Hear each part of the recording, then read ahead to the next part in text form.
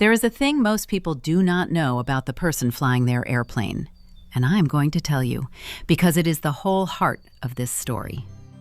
By law, once the door of that aircraft closes, the captain is the single highest authority on board. Not the highest ranking, the highest, period.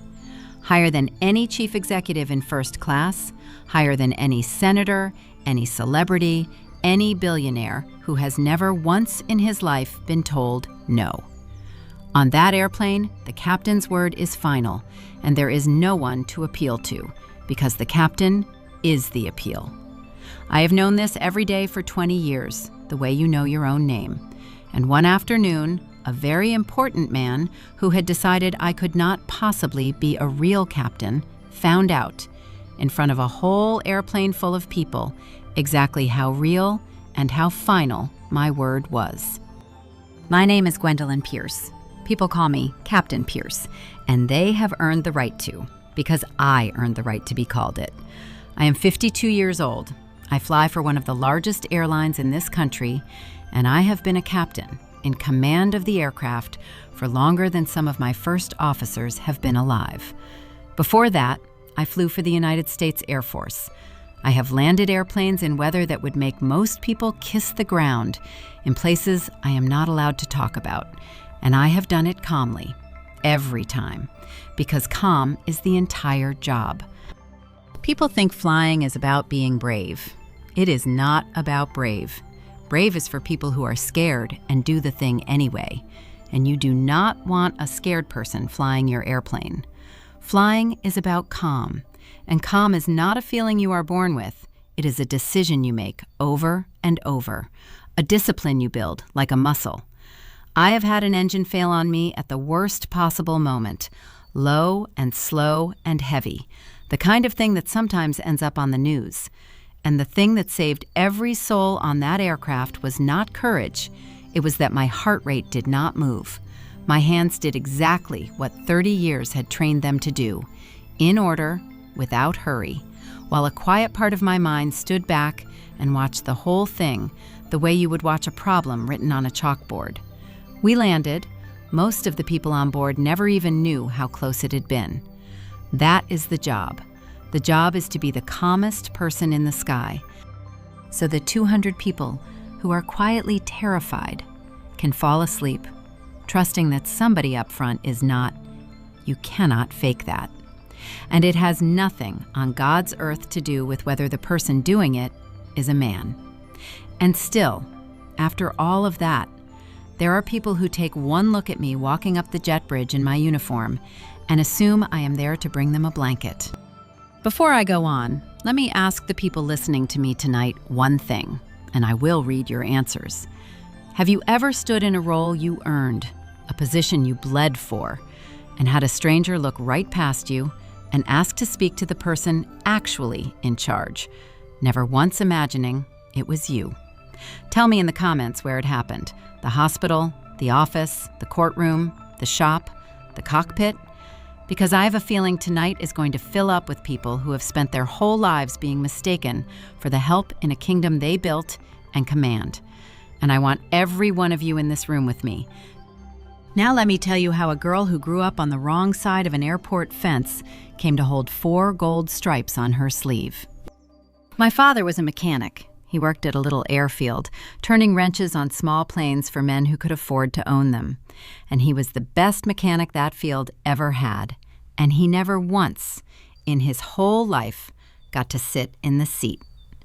Black men of his time did not fly those planes. They fixed them, and they fueled them, and they watched them take off without them. But my daddy loved those airplanes anyway.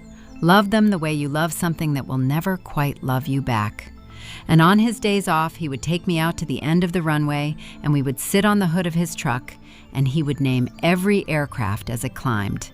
And he had an old wristwatch, a cheap thing, and he would time them, the takeoff rolls, the climbs, muttering the numbers under his breath like a man saying his prayers. And one evening, with a plane lifting off in front of us into a pink sky, he put that watch in my 9-year-old hand and he said, "Gwendolyn, I am going to fix these airplanes so that one day you can fly them. You hear me? they are going to have to let you. You are going to be the one in the seat. I have that watch in my flight bag on every single flight I work. It is the only thing he left me, and it is the only thing I ever needed. He did not live to see me make captain. He passed when I was still in the Air Force, still a young pilot. And one of the great sorrows of my life is that he never got to stand at the end of a jet bridge and watch his daughter walk off an airplane she had just commanded. But I will tell you what I believe. I believe that every time I push those throttles forward and feel 100,000 pounds of metal decide to fly, my daddy is in that cockpit with me, the man who fixed them his whole life and never got to feel that, feeling it now, through me, every single time. I named my reasons for flying a long time ago, and that is the first one. I fly the seat he was never allowed to sit in. So when a man like the one in this story looked at me and decided I did not belong in it, he was not only insulting me, he was insulting a man who turned wrenches in the cold for 40 years so that his daughter could have the sky he was denied. And I will take a great deal of disrespect aimed at myself. I have a much shorter fuse for disrespect aimed at my father. It was not easy getting into that seat. I will not pretend it was. I was very often the only woman in the room, and almost always the only black woman. And I learned early that I would have to be twice as good and half as loud to be allowed half as far. So I became twice as good. I outstudied, outflew, outcalmed everybody around me. Let me tell you a little of what that took. So the stripes mean what they should. In the Air Force, I was very often the only woman on the flight line, and the things that were said to me and about me in those years would curl your hair. I had an instructor fail me on a check ride I had flown perfectly, just to see if I would cry. And I did not cry. I requested a recheck with a different examiner, and I flew it perfectly again, and I made them write it down. I had a senior officer tell me, to my face, that women did not have the temperament for the cockpit, that we were too emotional. And I looked at that man, who was at that very moment red in the face and shaking with his own emotion, and I said, "With respect, sir, I have never once seen you stay as calm under pressure as I do." And I left him standing there. I learned to keep every feeling I had locked in a box during the duty day, and to open that box only when I got home, alone, where it was safe. That is a thing nobody tells you about being the first, or the only. You do not get to be a whole person at work. You get to be a performance of competence so flawless that it leaves no crack for them to slip their doubt into. I did that for 30 years. Every one of those 4 stripes is soaked in it. And here is a thing that still makes me smile. As a training captain, part of my job for years has been to sit in the jump seat and judge other pilots, to decide whether they are good enough to be trusted with an airliner full of human beings. I have certified hundreds of pilots. I have failed a few. There are captains flying for that airline right now, men with gray in their beards, who fly today only because I signed that they were ready, who sat sweating under my evaluation, hoping I would find them good enough. The very authority a man like the one in this story cannot imagine I possess is an authority I have held over other pilots' whole careers. I do not just fly the airplane. I help decide who else gets to. If only the men who hand me their trash on the jet bridge knew that the woman they mistook for the cleaner had the power to bless or end their own captain's career with a signature. I made my voice a steady, level thing that does not rise, because I learned that a black woman who raises her voice is called angry, while a black woman who stays calm in a storm is eventually undeniable. Those 4 gold stripes on my sleeve that most passengers never even notice cost me more than I will ever tell you. Each one is a decade of being doubted and proving them wrong anyway. By the time I made captain, and then training captain, the one who teaches and tests the other pilots, I was, by any measure that actually counts, one of the most experienced aviators on that whole airline. And I still get asked 2 or 3 times a month by some passenger watching me do my walk-around whether I am sure I am allowed to be up there. It comes in 100 small forms. I have had passengers hand me their trash as I did my walk-around, mistaking me for the cleaner. I have had a man at the gate ask me to watch his bag, the way you would ask an attendant, while I stood there in 4 stripes. I have walked onto the flight deck and had another pilot, a deadheading pilot riding in the cabin, ask me cheerfully if I was the new flight attendant. I have had passengers, after a beautiful flight and a perfect landing, come up to the cockpit to thank the captain and look straight past me to my young male first officer and shake his hand and tell him what a smooth flight it was, while I sat right there in the captain's seat. I had flown the entire airplane from, he would always point at me and say, "Oh, that was the captain," and the look on their faces. 30 years of that. You would think it would stop bothering me. It does not stop. You just grow a thicker callus over the same old bruise. And you learn to fly the plane anyway. Most of the time, I let it roll off. You have to, or it will eat you alive. I smile. I say, "Yes, sir, I am the captain. I will take good care of you." And I mean it. And I fly them home safe.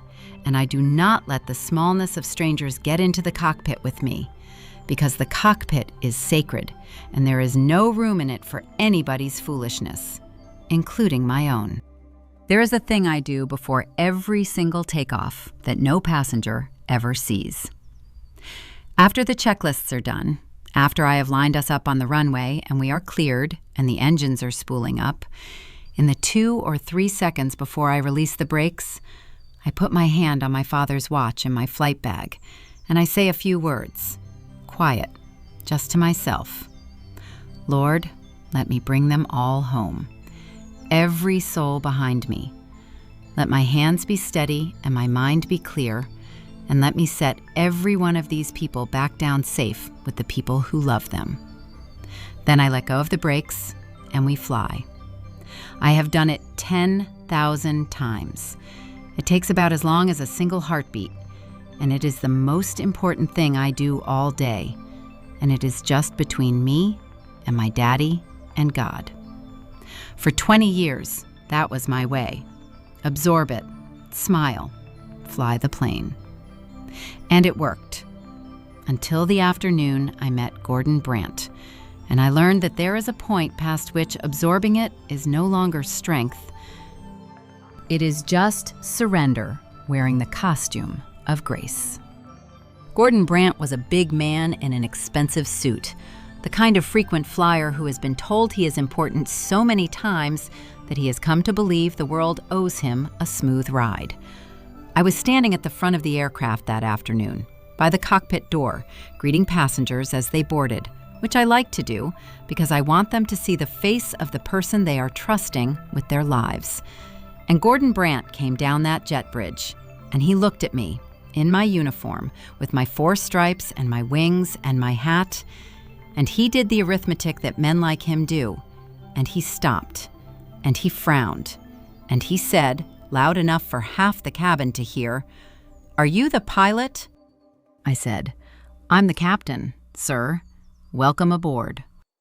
And he laughed, not a kind laugh. He turned to the people behind him, looking for an audience, and he said, "The captain, well, they'll let anybody wear the hat these days, won't they?" And then he leaned in toward me, and he lowered his voice to that confidential tone men use when they are about to say something ugly and want to pretend it is reasonable. And he said, "Look, no offense, but I fly 200 times a year, and I'd feel a whole lot more comfortable if there was a real pilot up there. Is there a man flying this thing, or is it just you? Is there a man flying this thing?"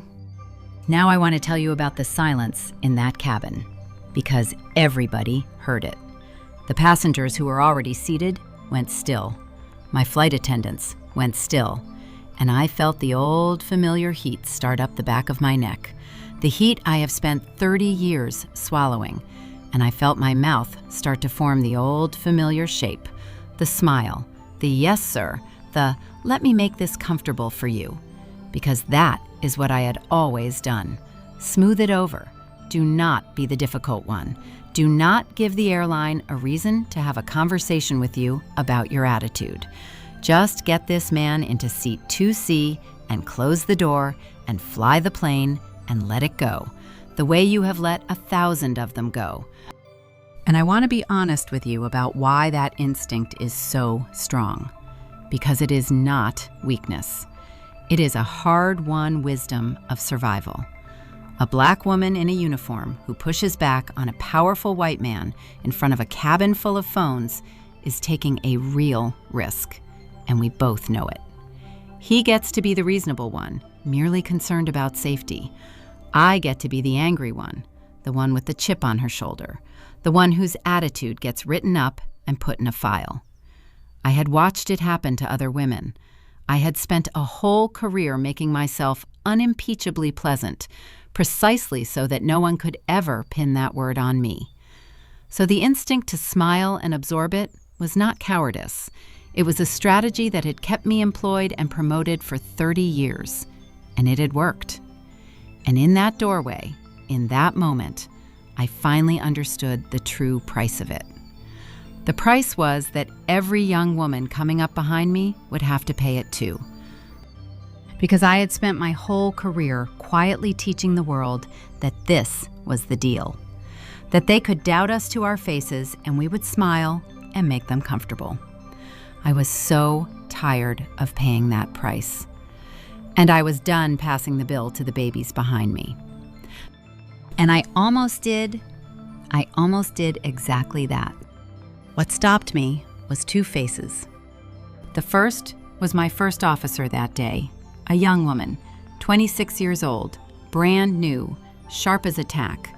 The first black woman she had ever seen in 4 stripes, which was me. And she was standing just inside the cockpit door, and she was watching to see what I would do. Watching to learn how you are supposed to survive this, because she was going to be surviving it for the next 30 years herself. And the second face was a little girl, maybe 7, in a window seat in the second row, in 2 braids with beads on the ends.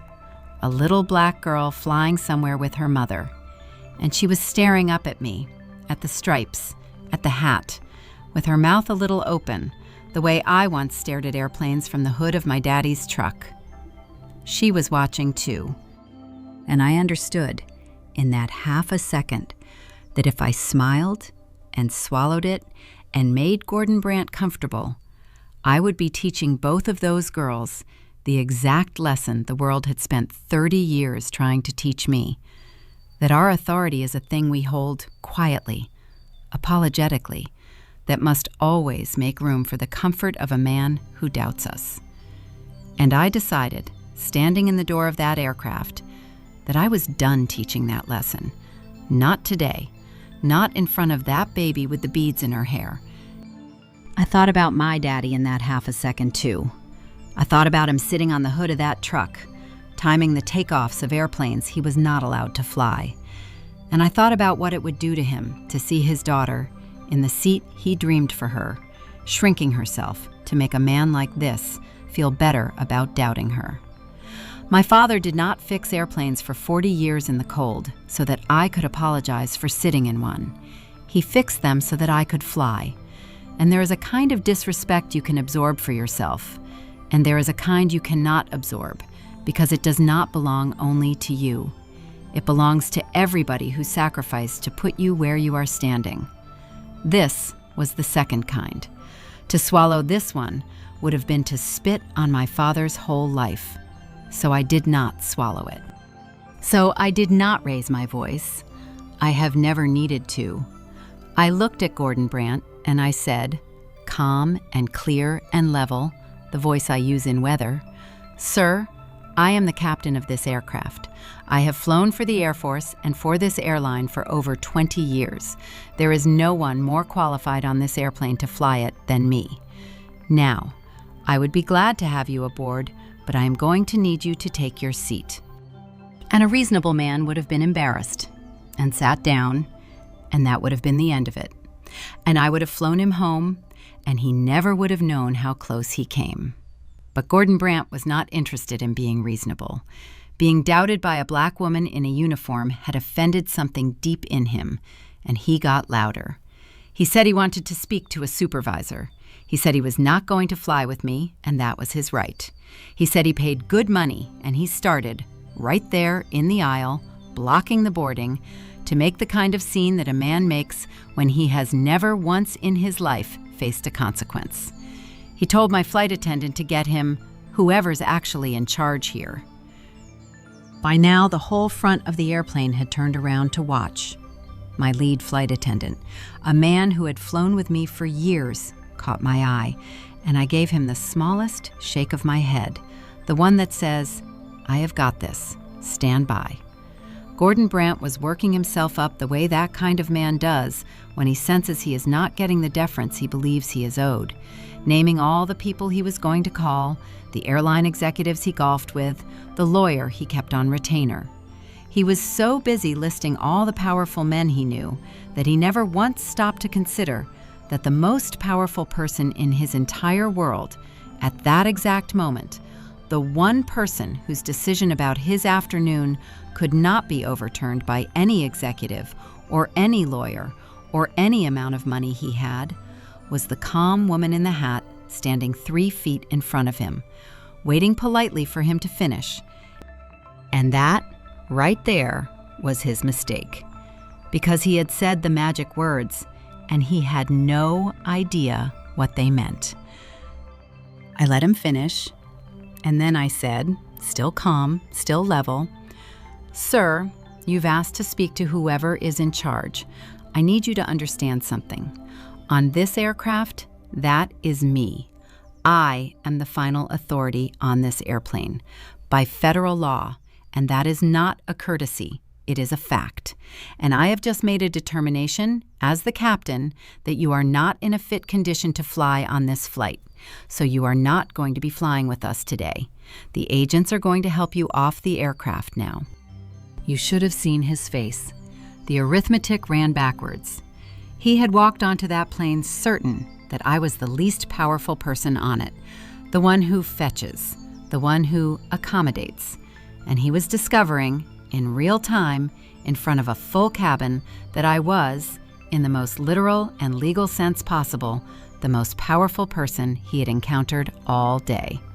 My word, the word of the woman he would not believe was a real pilot, was the one word on that aircraft that could not be overruled by anyone. Not by his money, not by his status, not by his complaints.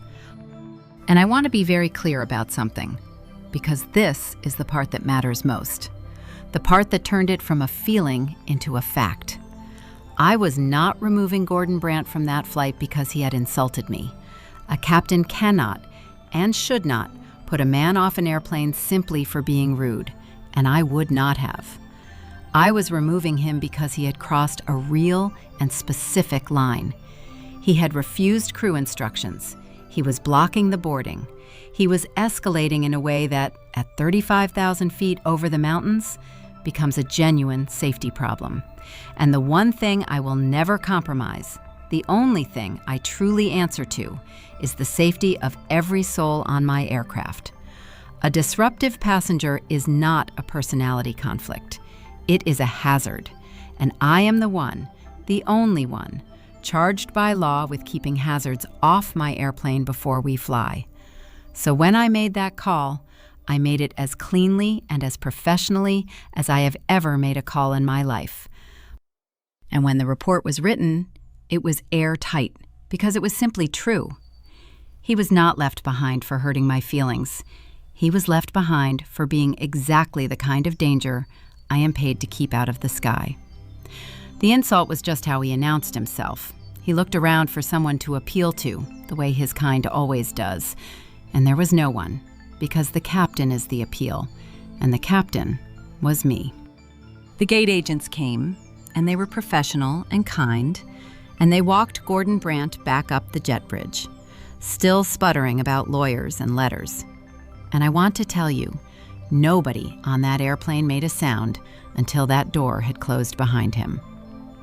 And then a strange and beautiful thing happened. Somebody in the back started to clap, and then it spread, the way it does, until that whole cabin was applauding. Not me exactly, but the thing they had just watched, which was a woman who had been told to make herself small, simply declining, calmly, to do it. I did not bask in it. There is no basking in the cockpit. I made my announcement. I apologized to my passengers for the delay. I told them I appreciated their patience. And then I went up front and I sat down in the left seat, the captain's seat, and my young first officer sat down beside me. And before I started my flow, I caught her eye, and she had tears standing in hers. And she did not say anything, and neither did I, because we did not have to. She had just learned the lesson I needed her to learn, that the stripes are real, that the authority is real, that you do not have to apologize for the seat you earned. And then I did something I almost never got the chance to do, coming up. Partway through the flight, once we were level and the air had smoothed out, I looked over at that young woman and I said, "Your airplane." I gave her the leg. I let her fly it, and I sat in the right seat the way the old captains had so rarely sat for me, not waiting for her to fail, but quietly certain she would not, ready to teach and not to pounce. Because the other half of holding your authority is using it to lift the ones coming up behind you. I had spent 30 years being doubted. I was not going to spend my captaincy doubting the next one. She flew a beautiful leg. Of course she did. And letting her feel a captain sitting beside her with no doubt in her at all, maybe for the first time in her young career, was worth more than any lesson I could ever have spoken out loud. And then I did the thing my whole life had been built for. I flew that airplane home. We had weather that afternoon, a line of storms across the route, the kind of bumpy, ugly sky that makes a cabin go quiet and tight. And I want you to understand, that is the moment that all the doubting in the world finally goes silent. Because in the weather, nobody cares what the captain looks like. They only care that the hands on the controls are steady. And mine are. I have the steadiest hands in any sky because my daddy gave them to me, and the Air Force sharpened them, and 20 years of being doubted forged them into something that does not shake. I flew us through that weather so smooth that half the cabin fell asleep, and we came down out of the clouds on the other side into clear evening air. And I greased that landing onto the runway so soft you could barely feel the wheels touch. And I taxied us to the gate, and I shut down those engines, and every soul I was responsible for was home safe, including the empty seat where Gordon Brandt would have been. He would have to find another flight and another captain. And I have wondered since whether he ever once stopped to consider that the captain whose authority he could not bring himself to believe in was the very authority that decided his entire afternoon. I doubt it. Men like that rarely do their own arithmetic twice. When the passengers came off, a lot of them stopped to shake my hand, but I only remember one, the little girl with the beads in her hair. She came up the aisle holding her mother's hand, and she stopped at the cockpit door, and she looked up at me in that seat, and her mother said, gentle, "Baby, you want to say something to the captain?" And that little girl looked at me with those big eyes, and she said, "Are you really the captain of the whole plane?" And I said, "I sure am, sweetheart." And she said, "Can girls do that?" And I felt my daddy's watch ticking in my flight bag, and I leaned down close to her and I said, "Baby, girls can do anything. You can do this. You can sit right here one day, and don't you ever let anybody tell you different." And that child smiled like the sun coming up, and I swear to you, I watched a pilot get born right there in row 2. Her mother mouthed "thank you" to me over that little girl's head, and there were tears standing in her eyes. And I understood exactly what she was thanking me for. She was not thanking me for the flight. She was thanking me for letting her daughter see it with her own 2 eyes, the thing a mother can tell a child 1,000 times, but that does not become real until the child sees it sitting right in front of her in a uniform. You can do this, not as a hope, not as a someday, but as a fact in 4 gold stripes looking right back at her and saying her name. I gave that little girl a fact that day, and a fact like that, planted early enough in the right child, grows up into a captain. I know it does, because a long time ago, a tired man on the hood of a truck planted one in me. So let me leave you with this. Every one of you who ever earned your place and then had to stand there while a stranger looked right past you to find someone who looked more like their idea of in charge. You do not have to make yourself small to sue the person who refuses to see you. For a long time, I thought that swallowing it was strength, that the graceful thing was to absorb every doubt and smile and prove them wrong quietly. And there is a time for that. But there is also a moment, and you will know it when it comes, when somebody is watching you, somebody small and coming up behind you, and the most important thing you can do is stand all the way up in your full authority and let them see that it is allowed. You earned your stripes. You hold them up. Do not you ever dim your own command to keep a doubting man comfortable, because there is a little girl with beads in her hair somewhere watching to find out whether women like the 2 of you are allowed to be in charge. Show her that you are. Show her by refusing, calmly, to pretend that you are not. I am Captain Gwendolyn Pierce. A powerful man could not believe a woman like me was flying his airplane. And he learned, calmly and completely, that my word on that aircraft was the highest law in the sky. My daddy fixed airplanes his whole life so that I could fly them. And I fly them in his watch and my own 4 stripes. And I land every soul aboard safe. And I do not ask anybody's permission to be exactly who I worked 30 years to become. If you ever earned a place that a stranger refused to believe was yours, get down in the comments and tell me about it. Tell me your stripes, whatever they are, and what it cost you to earn them. Somebody scrolling tonight is about to make herself small to keep a doubting man comfortable, and she needs to see a whole sky full of us who decided, finally, to stand up straight. And if this one reached you, you already know how to find the next. Go on and take your seat, the one you earned, and do not you dare apologize for it.